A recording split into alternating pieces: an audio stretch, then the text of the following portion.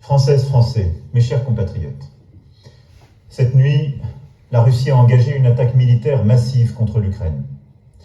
Ce choix délibéré, qui contrevient à tous les engagements pris par les autorités russes, est une violation de la Charte des Nations Unies et des principes fondateurs de l'ordre européen et international. Dans cette épreuve, la France se tient aux côtés de l'Ukraine. Je veux saluer le courage et la détermination du président ukrainien, des autorités et du peuple ukrainien. Leur liberté est la nôtre. En reniant sa parole, en refusant la voie diplomatique, en choisissant la guerre, le président Poutine n'a pas seulement attaqué l'Ukraine. Il a décidé de bafouer la souveraineté de l'Ukraine. Il a décidé de porter l'atteinte la plus grave à la paix, à la stabilité dans notre Europe depuis des décennies. Nous avions anticipé ensemble cette crise en menant un dialogue exigeant.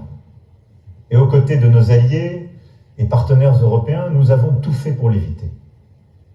Elle est là. Et nous sommes prêts. À cet acte de guerre, nous répondrons sans faiblesse, avec sang-froid, détermination et unité. Nous prendrons des décisions lors du G7 cet après-midi, du Conseil européen qui se tiendra ce soir à Bruxelles et du sommet de l'OTAN qui se tiendra dans les prochaines heures.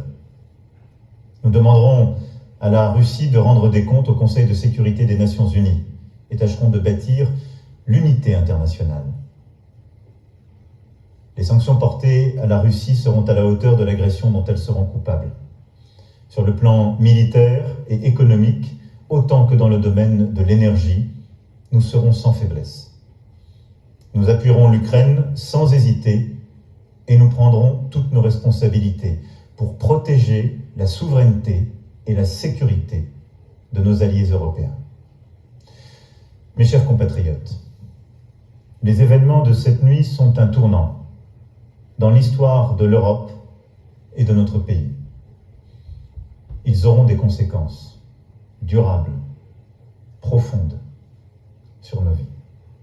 Ils auront des conséquences sur la géopolitique de notre continent. Et nous saurons ensemble y répondre. Je veux vous dire ma détermination à vous protéger sans relâche. Protéger nos compatriotes exposés en Ukraine, protéger tous les Français et prendre les décisions qui s'imposeront quant aux conséquences directes et indirectes de cette crise. En ces heures troubles, où renaissent les fantômes du passé et où les manipulations seront nombreuses, ne cédons rien de notre unité. Unité autour de nos principes de liberté, de souveraineté et de démocratie. Ces principes nous ont fait et continuent de nous tenir ensemble.